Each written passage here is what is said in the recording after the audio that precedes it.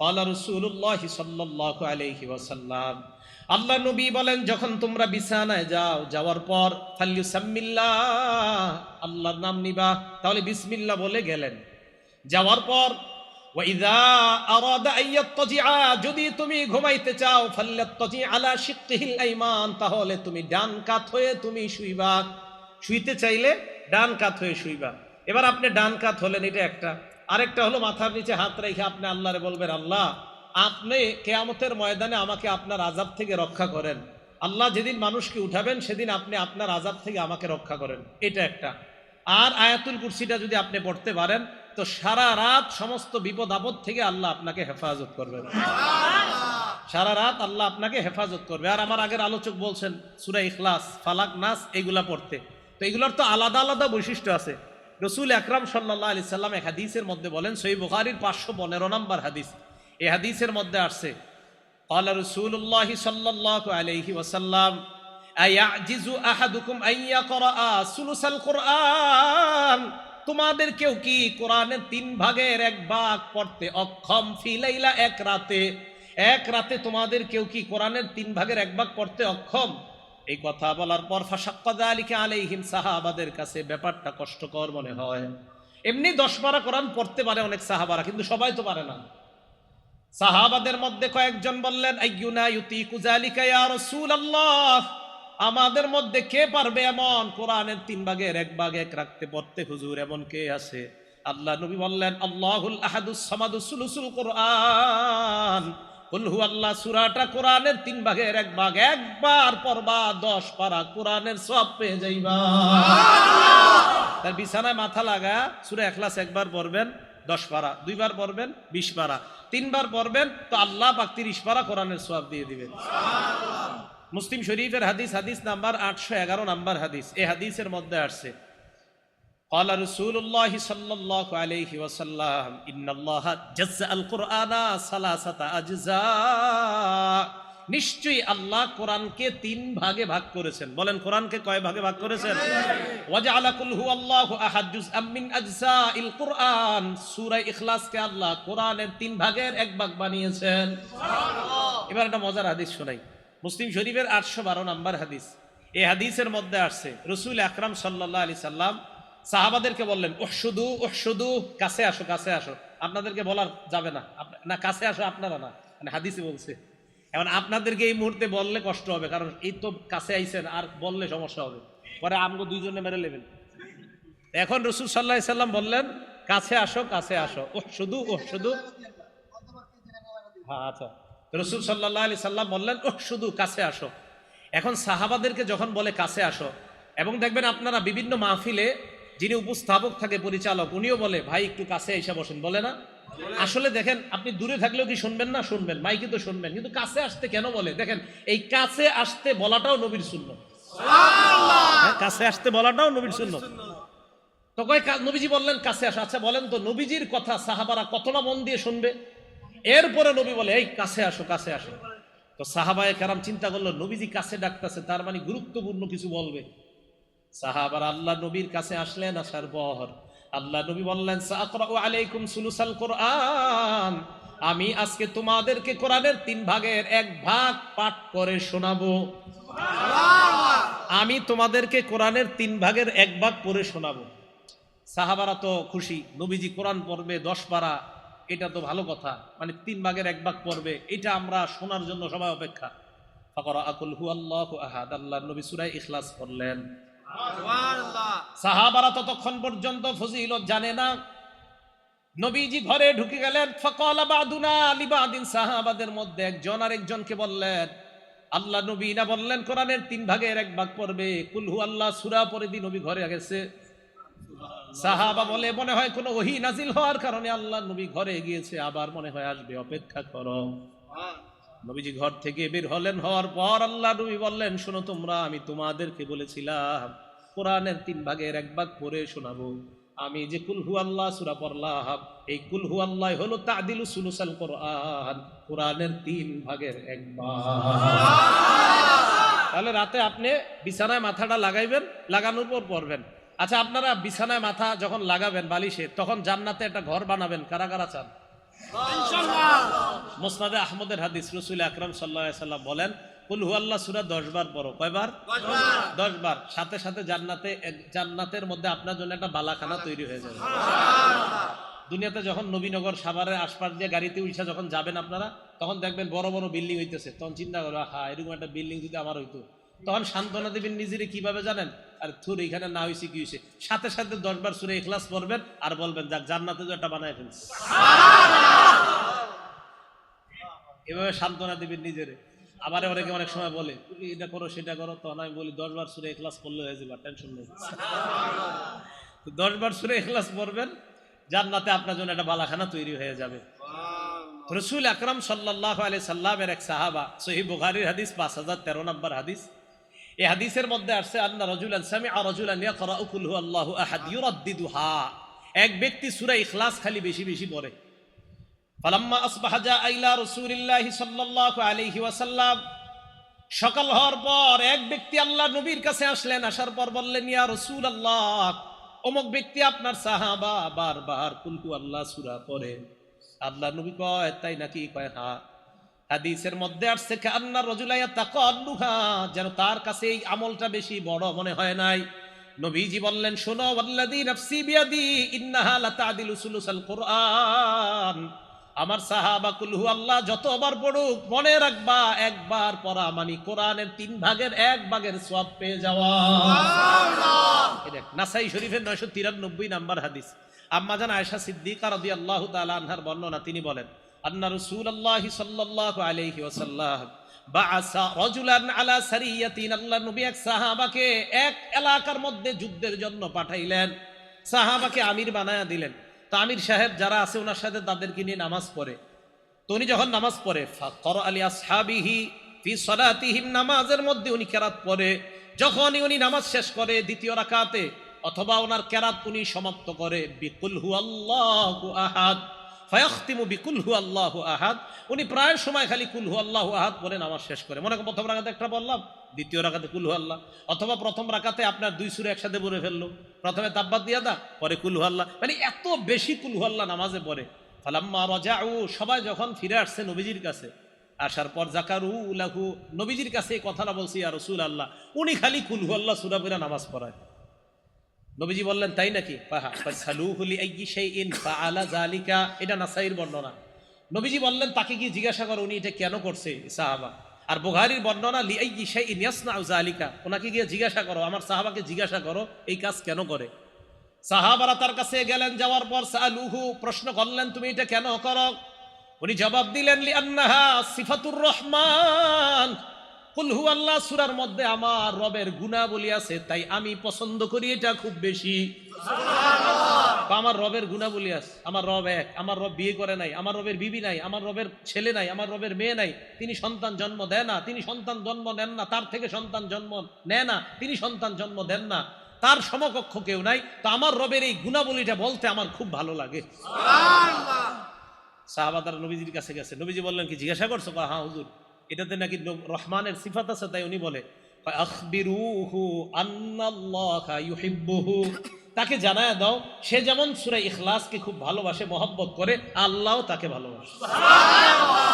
রাতে বালিশে মাথা যখন লাগাইবেন, আল্লাহর ভালোবাসা অর্জন করারও একটা উপায় কুল হুয়াল্লাহ সূরা পড়েন।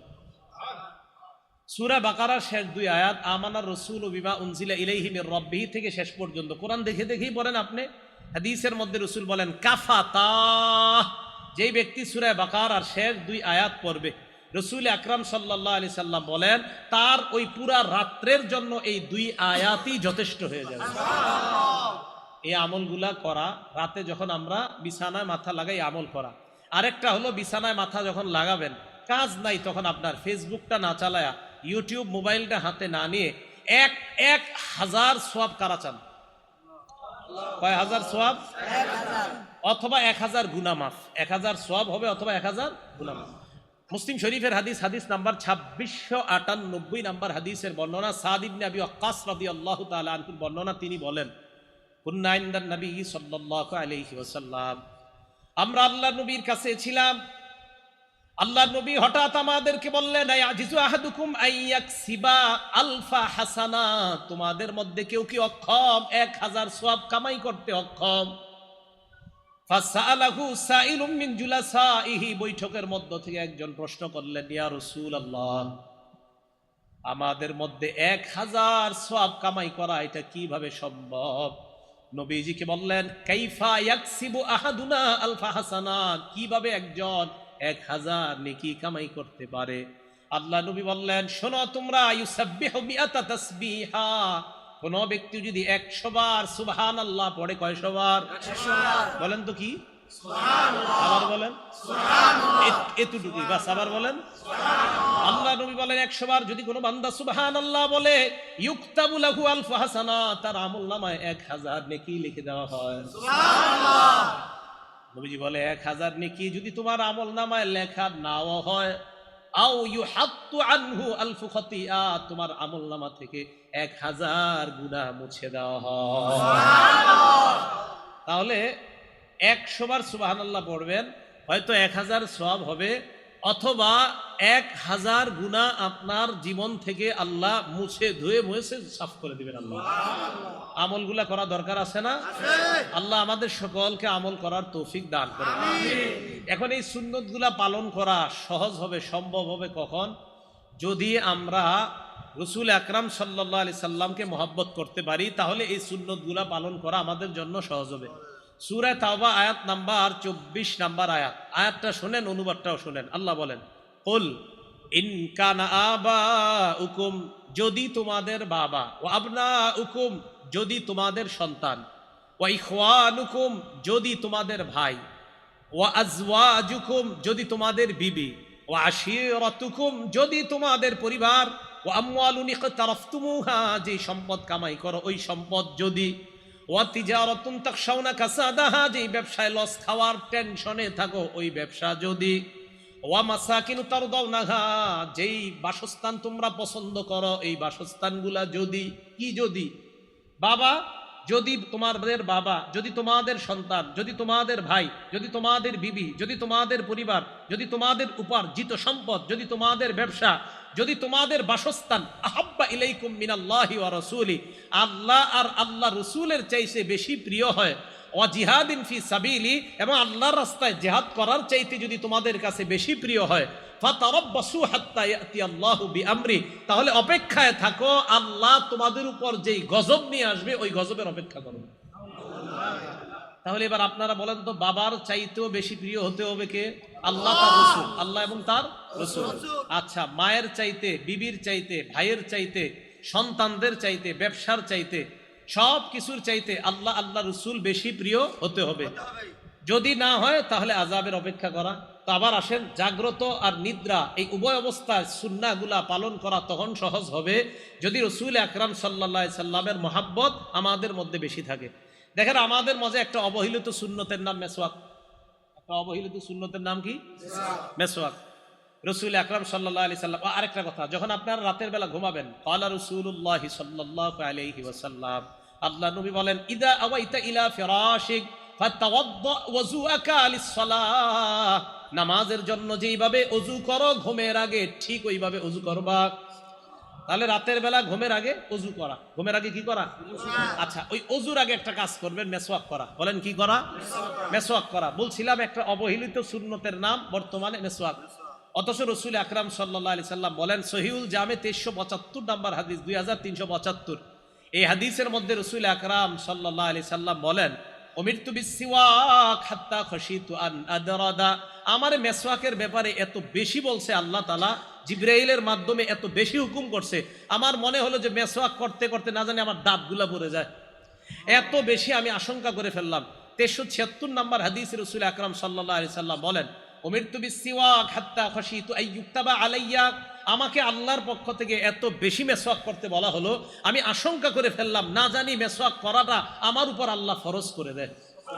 বুখারী শরীফের 887 নাম্বার হাদিস, ক্বালা রাসূলুল্লাহ সাল্লাল্লাহু আলাইহি ওয়াসাল্লাম লাউলা খাশিতু, নবীজি বলেন, লাউলা, আমি যদি আশঙ্কা না করতাম, লাউলা আন আশুক্কা আলা উম্মতি, আমি যদি আমার উম্মতের ব্যাপারে আশঙ্কা না করতাম, লা আমারতুহুম বিসওয়াকি ইনদা কুল্লি সালাহ, আরেক বর্ণনায় মা কুল্লি সালাহ, আমি যদি আমার উম্মতের জন্য কষ্টকর মনে না করতাম, লাউলা আন আশুক্কা আলা উম্মতি, আমার উম্মতের জন্য যদি কষ্টকর না হতো তো উম্মতকে বলতাম 5 ওয়াক্ত নামাজের আগে যেন মেসওয়াক করে। 5 ওয়াক্ত নামাজের আগে কি করে? নবীজি 5 ওয়াক্ত নামাজ না এমনি মেসওয়াক করতেন, অনেক সময় এমনি, প্রায় সময় নবীজি মেসওয়াক করতেন। আবু মাসুদ আনসারী রাদিয়াল্লাহু তাআলা আনহুর বর্ণনা, নাসাই শরীফের প্রথম পৃষ্ঠাটা করলে 3, 5, 8 নাম্বার হাদিস, তিনটা মেসওয়াকের সম্পর্কে উনি বলেন, আবু মাসুদ বলেন, নবীজির কাছে দাখালতু আলা রাসূলিল্লাহ ওয়া হুয়া ইয়াস্তান্নু, নবীজির কাছে যাইতাম, যাওয়ার পরেই দেখতাম উনি মেসওয়াক করে। এমনি একটা সময় গেছি, গিয়ে দিয়ে মেসওয়াক করতেছে। ওয়াল তরফু সিওয়াক আলা লিসানি, দেখতাম মেসওয়াকের মাথাটা জিহ্বার মধ্যে আছে। ওয়া হুয়া ইয়াকুলু আ আ, নবীজি আ আ করতেন। আমারটা সুন্দর হয় নাই, নবীজিরটা নিশ্চিত অনেক সুন্দর ছিল এই আ আ করাটা। তো রাসূল আকরাম সাল্লাল্লাহু আলাইহি সাল্লাম প্রায় সময় মেসওয়াক করতেন। তো মেসওয়াকের ব্যাপারে বেশি বলবো না, মেসওয়াকের ব্যাপারে আমার একটা বয়ান আছে, লম্বা বয়ান আছে মেসওয়াকের ব্যাপারে। রাসূল আকরাম সাল্লাল্লাহু আলাইহি সাল্লামের বিবি আম্মাজান আয়েশা সিদ্দিকা রাদিয়াল্লাহু তাআলা আনহাকে একজন প্রশ্ন করছেন, নাসাই শরীফের 5040 নম্বর হাদিস। আম্মাজান, নবী যখন বাহির থেকে ঘরে আসে সর্বপ্রথম কি করে? আম্মাজান কয়, আর কি করবে? বাদা আবি সিওয়াক, সর্বপ্রথম মেসওয়াক করে, ঘরে ঢুইকাই মেসওয়াক করে। তা আজকে থেকে আপনারা এখন এই আজকে থেকে ওয়াদা করেন ইনশাআল্লাহ, যাদের মেসওয়াক আছে, যারা নাই কিনে নেবেন, আর যাদের আছে তারা আপনারা বাসায় গিয়ে আজকে সর্বপ্রথম মেসওয়াক করবেন। রাজি আছেন? এটার দ্বারা কি হবে? নবীজির সাথে আপনার গোপন একটা সম্পর্ক তৈরি হবে, যেটা আপনি কাউকে বলতেও পারবেন না, কেউ বুঝবেও না। বাকি নবীর সাথে আপনার গভীর, নিবিড় এবং গোপন সম্পর্ক তৈরি হবে। সত্যি বলছি, সম্পর্ক তৈরি হবে। রাসূল আকরাম সাল্লাল্লাহু আলাইহি সাল্লামের এই সুন্নাহগুলো পালন করা তখন সহজ হবে আল্লাহ রসুলের মহব্বত যখন আমাদের মাঝে সবচেয়ে বেশি হবে। মুসলিম শরীফের 43 নম্বর হাদিস, এই হাদিসের মধ্যে আসছে, ক্বালা রাসূলুল্লাহ সাল্লাল্লাহু আলাইহি ওয়াসাল্লাম, আল্লাহ নবী বলেন, সালাসুন মান কুন্না ফীহি ওয়াজাদা বিহিন্না হালাওয়াতাল ঈমান, 3টা গুণ যদি কোনো মানুষ অর্জন করে ফেলে, 3টা গুণ যদি কারো মধ্যে থাকে, ওই ব্যক্তির মধ্যে আল্লাহ পাক রব্বুল আলামিন ঈমানের স্বাদ তৈরি করে দেয়। 3 গুণ যদি কেউ অর্জন করে, কারো মধ্যে 3টা গুণ থাকে, ওয়াজাদা, এই ব্যক্তি পাবে, বিহিন্না, এই 3 গুণের মাধ্যমে হালাওয়াতাল ঈমান, ঈমানের স্বাদ উপভোগ করতে পারবে। 1 নাম্বার, মান কানাল্লাহু ওয়া রাসূলুহু আহাব্বা ইলাইহি মিম্মা সিওয়াহুমা, 1 নাম্বার, আল্লাহ রসুল ওই ব্যক্তির কাছে দুনিয়ার সবচাইতে বেশি ভালোবাসার পাত্র হতে হবে, তাহলে ওই ব্যক্তি ঈমানের স্বাদ পাবে। 2 নাম্বার, ওয়া আইয়ুহিব্বাল মারআ লা ইউহিব্বুহু ইল্লা লিল্লাহ, কোন মুসলমান অন্য কোন মুসলমানকে ভালোবাসা একমাত্র আল্লাহর জন্য ভালোবাসা। 3 নাম্বার, রাসূল বলেন, ওয়া আইয়াকরাহা আইয়াউদা ফিল কুফরি বাদা আন আনকাদাহুল্লাহু মিনহু কামা ইয়াকরাহু আইয়ুকযাফা ফিন্নার, আমরা আগুনের মধ্যে পড়া যেমন অপছন্দ করি, ওই ব্যক্তিকে আল্লাহ কুফরি থেকে ফিরিয়ে আনার পর ওই ব্যক্তি কুফরিতে যাওয়াটাও তেমন অপছন্দ করে, যেমন ভাবে ওই ব্যক্তি আগুনে যাওয়াটা যেমন অপছন্দ করে, কুফরিতে যাওয়াও যদি তার কাছে তেমন অপছন্দ হয়, তাহলে তার অন্তরের মধ্যে আল্লাহ ঈমানের স্বাদ তৈরি করে দেন। তাহলে 3টা, 1 নাম্বার, মান কানাল্লাহু ওয়া রাসূলুহু আহাব্বা ইলাইহি, আল্লাহ রসুল সবচাইতে বেশি মহব্বতের পাত্র হতে হবে। বুখারী শরীফের 15 নম্বর হাদিস, আনাস ইবনে মালিক রাদিয়াল্লাহু তাআলা আনহুর বর্ণনা, ক্বালা রাসূলুল্লাহ সাল্লাল্লাহু আলাইহি ওয়াসাল্লাম, আল্লাহ নবী বলেন, লা ইউমিনু আহাদুকুম হাত্তা আকুনা আহাব্বা ইলাইহি মিন ওয়ালিদিহি ওয়া ওয়ালাদিহি ওয়ান নাসি আজমাইন, তোমাদের মধ্যে ততক্ষণ কেউ পরিপূর্ণ ঈমানদার হতে পারবে না যতক্ষণ না পর্যন্ত আমি নবী মুহাম্মদ তোমাদের কাছে বাবার চাইতে, তোমার সন্তানের চাইতে, দুনিয়ার সমস্ত মানুষের চাইতে বেশি প্রিয় না হব, সবচাইতে বেশি মহাব্বতের পাত্র যদি আমি না হই, তোমরা পরিপূর্ণ ঈমানদার হতে পারবা না। আরেকটা বিষয় দেখেন, আপনার মন অনেক কিছুই চায়। রাত্রে ঘুমানোর সময় আপনার মন চাইবে, আরে থুর আজকে মেসওয়াক না করলে কি হবে। রাত্রে শোয়ার সময় শয়তান বলবে, আজকে একটু অজু না করলে কি হবে। রাত্রে শোয়ার সময় শয়তান বলবে, নবীর শিখানো দোয়াটা আজকে না পড়লে সমস্যা কি। এই কথাগুলো শয়তান আপনাকে দিবে।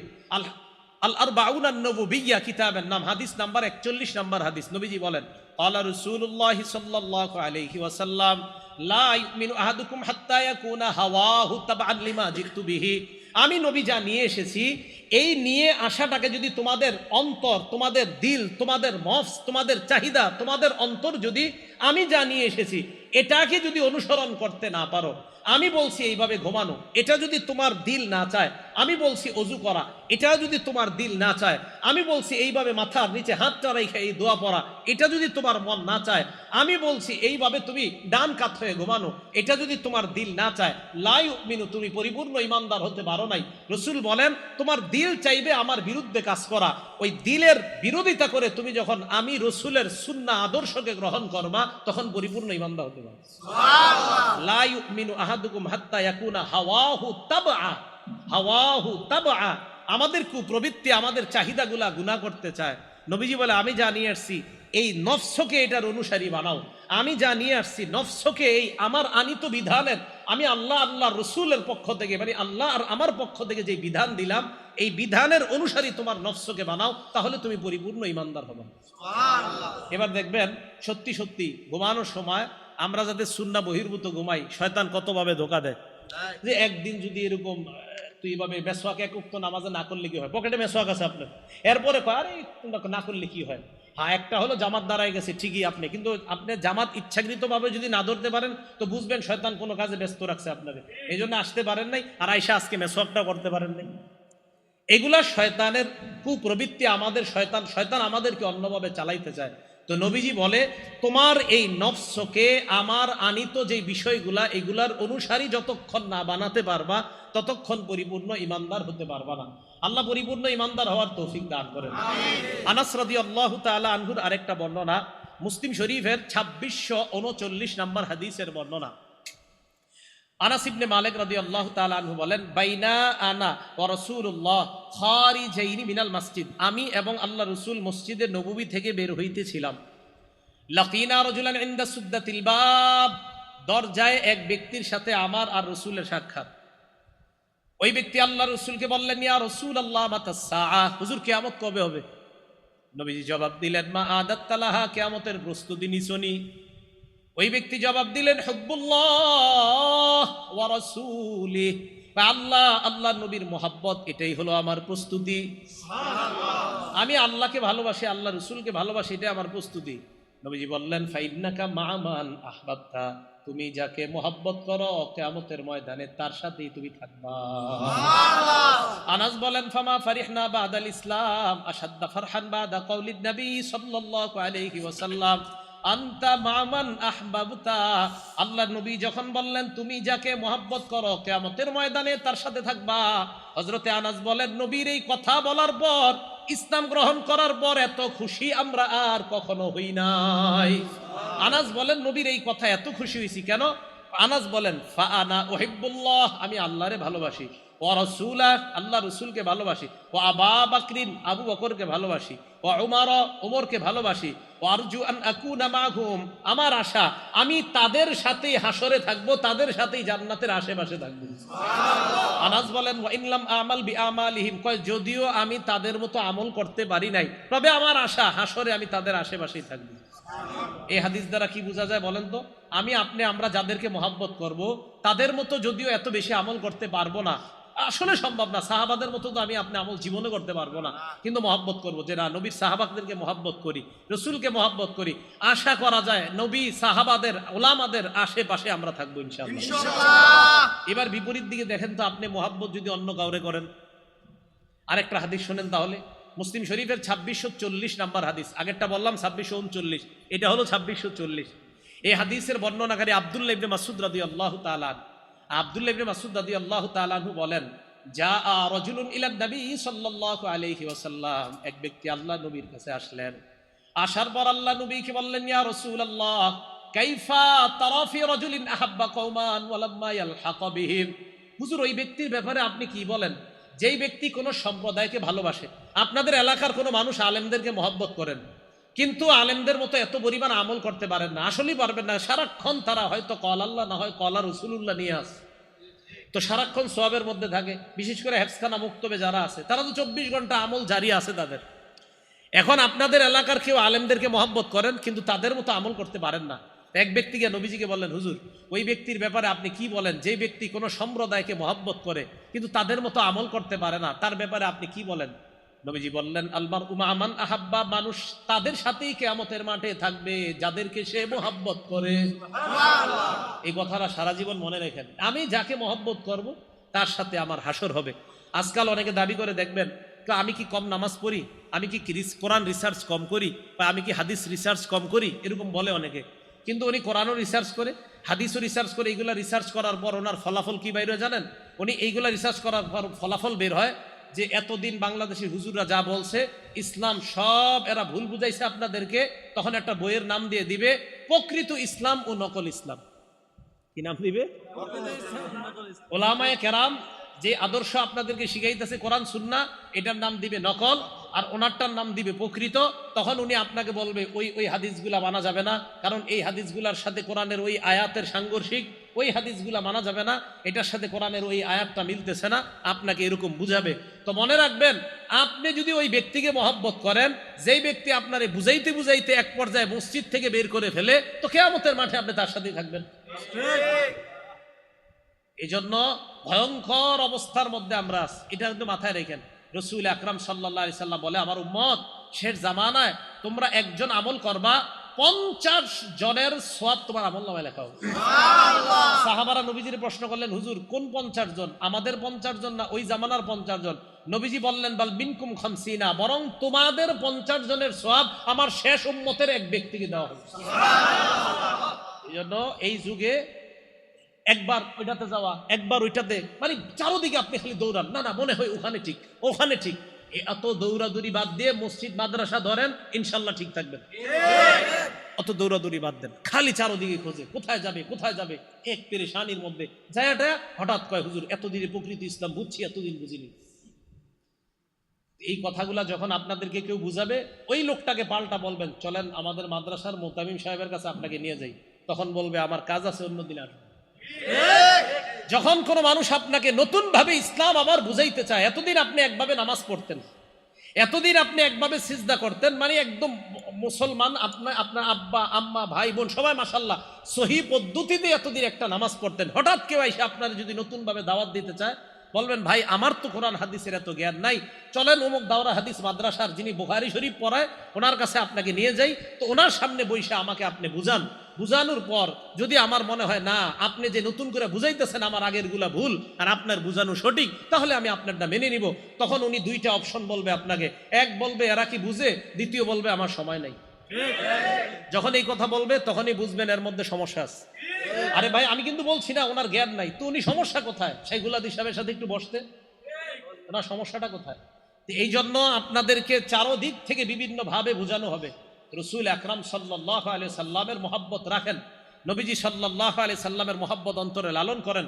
একটা কথা মনে রাখবেন, 28 পারা 2 নম্বর পৃষ্ঠা সূরা মুজাদালার 11 নম্বর আয়াতে আল্লাহ বলেন, ইয়ারফাইল্লাহুল্লাযীনা আমানু মিনকুম, তোমরা যারা ঈমানদার, এই তোমাদের ঈমানদারদের মর্যাদা আল্লাহ বাড়ায়। সুবহানাল্লাহ। আবার বলেন সুবহানাল্লাহ। কাদের মর্যাদা আল্লাহ বাড়ায়? ঈমানদার। আবার বলেন কাদের মর্যাদা? ঈমানদার। এখানে আমরা ইনশাআল্লাহ সবাই ঈমানদার না? ইনশাআল্লাহ। আলেম আছেন এখানে? আছে। এবার কি কয় দেখেন, আল্লাযীনা উতুল ইলমা দারাজাত, আর তোমরা ঈমানদারদের মধ্যে আবার আলেম যারা, তাদেরকে আবার আল্লাহ স্পেশাল মর্যাদা দেন। সুবহানাল্লাহ। আপনি কাদের সমালোচনা করছেন? এই জন্য আপনি কাকে মহব্বত করেন, যাকে মহব্বত করবেন তার সাথে আপনার হাসর। তো রাসূল সাল্লাল্লাহু আলাইহি সাল্লামকে উনি প্রশ্ন করলেন, ইয়া রাসূলুল্লাহ, আমি এমন ওই ব্যক্তির ব্যাপারে আপনি কি বলেন যেই ব্যক্তি কোনো সম্প্রদায়কে মহব্বত করে কিন্তু তাদের মতো আমল করতে পারে নাই?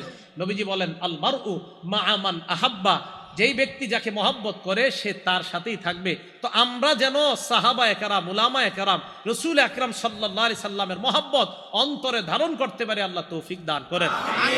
সাহাবাদের সমালোচনা যদি কেউ করে, আলেমদের সমালোচনা যদি কেউ করে, তাবিদের সমালোচনা কেউ করে, ইমামদের সমালোচনা যদি কেউ করে, এই সমালোচনায় কখনো কান দিবেন না। ইমাম আবু হানিফার সমালোচনা যদি কেউ করে, ইমাম বুখারীর সমালোচনা যদি কেউ করে, ইমাম শাফি রহমতুল্লাহ আলাইহির সমালোচনা যদি কেউ করে, ইমাম মুসলিম রহমতুল্লাহ আলাইহির সমালোচনা যদি কেউ করে, ইমাম মালিক রহমতুল্লাহ আলাইহির সমালোচনা যদি কেউ করে, ইমাম আবু দাউদের সমালোচনা যদি কেউ করে, ইমাম তিরমিজি, ইমাম নাসাই ওনাদের সমালোচনা যদি কেউ করে, ইমাম আহমদ ইবনে হাম্বল, ওনাদের সমালোচনা যদি কেউ করে আপনার মুখের সামনে, তখন আপনি বলবেন, ভাই আমি তো জানি ওনারা শ্রদ্ধেয় ইমাম, ওনাদের ব্যাপারে কোনো কথা থাকলে আমাকে না বইলা পাশে একটা মাদ্রাসা আছে দাওরায়ে হাদিস, এখানে চলেন, এই মাদ্রাসায় আলেমদের সাথে একটু কথা বলেন, বলার পর ওনাদের সামনে বইলেন যে এই ইমাম এই এই ছিল, তখন আমি কথাগুলো শুনব। অন্যথায় কারো কথায় কান দিয়েন না। আরে ভাই, আপনার নিজের ইমানের আমল নিয়েই তো আপনি টেনশন থাকা দরকার। আপনি আইছেন আবু হানিফারে নিয়ে টেনশন করতে, ইমাম আবু হানিফারে নিয়ে, ইমাম বুখারীকে নিয়ে এত টেনশন আপনার? কি পরিমাণ টেনশন! সুবহানাল্লাহ, মাঝে মাঝে চিন্তা করি যে সাধারণ জনগণের এত টেনশন ইমাম আবু হানিফারকে নিয়ে। মাঝে মাঝে ফেসবুকে দাঁড়িয়েও নাই, কিচ্ছু নাই, এমন এমন লোক ইমাম আবু হানিফা রহমতুল্লাহ আলাইকে গালি দিয়ে কথা লেখে। এই এদের কথায় কান দিয়েন না। আমি দেখেন, আমি বলার পরে হয়তো এই বের হয়ে অনেকে বলবে, হ্যাঁ কি বুঝে এটা বলবে, ঠিক আছে, আমি আপনার চেয়ে কমেই বুঝি, আমি মেনে নিচ্ছি আপনার চেয়ে কম বুঝি। আপনারা সাধারণ যারা, অন্তত 2-3 জনকেও তো আমার কথাটা আমি ঢুকাইতে পারতেছি, আপনাদেরকে আমি বলে যাই, এই যুগে ইমানের উপর থাকার জন্য চারোদিকে কান দিয়েন না।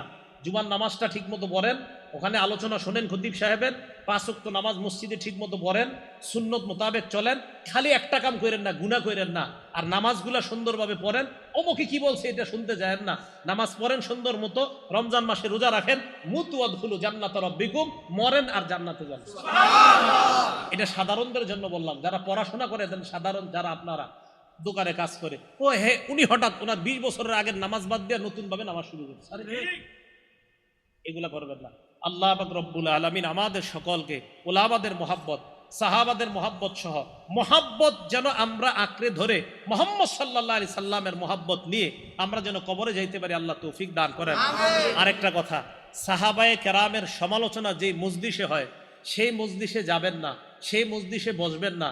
সাহাবায়ে কেরামের সমালোচনা যে করে তার মুখের উপরে বলে দিবেন লানাতুল্লাহ, তার মুখের উপরে বলে দিবেন যে সাহাবা সমালোচনা যারা করে তাদের উপর আল্লাহর অভিশাপ, আল্লাহর নবীর অভিশাপ, সমস্ত মানুষের অভিশাপ। সাহাবা সমালোচনা যেই মজলিসে হয় ওই মজলিসে যাবেন না। সাহাবা সমালোচনা যেই বইয়ে লেখা আছে ওই বই পড়বেন না। সাহাবা সমালোচনা যেই এলাকার মধ্যে মানুষ বেশি করে ওই এলাকার আশেপাশ দিয়েও ঘুরবেন না। নবীজি সাল্লাল্লাহু আলাইহি সাল্লাম বুখারীর বর্ণনায় বলেন, লা তাসুব্বু আসহাবি, আমার সাহাবাদেরকে গালি দিও না।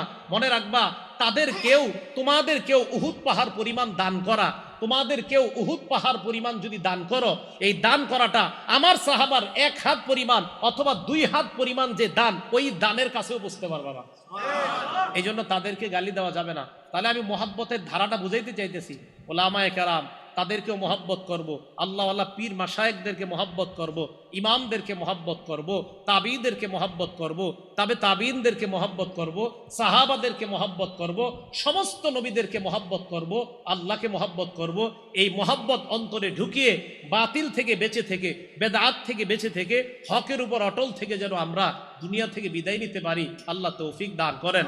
তাহলে আগের মূল কথায় ফিরে আসি, জাগ্রত আর নিদ্রা উভয় অবস্থাটা যেন রসুলের সুন্নাহ মোতাবেক কাটে। আর রসুলের সুন্নাহ মোতাবেক তখনই সম্ভব হবে যখন নবীজির মোহাব্বত অন্তরে আমরা লালন করতে পারবো। আল্লাহ পাক রব্বুল আলামিন সকলকে কথাগুলোর উপর আমল করার তৌফিক দান করেন। আমিন। ওয়া আখিরু দাওয়ানা আনিল হামদুলিল্লাহি রাব্বিল আলামিন।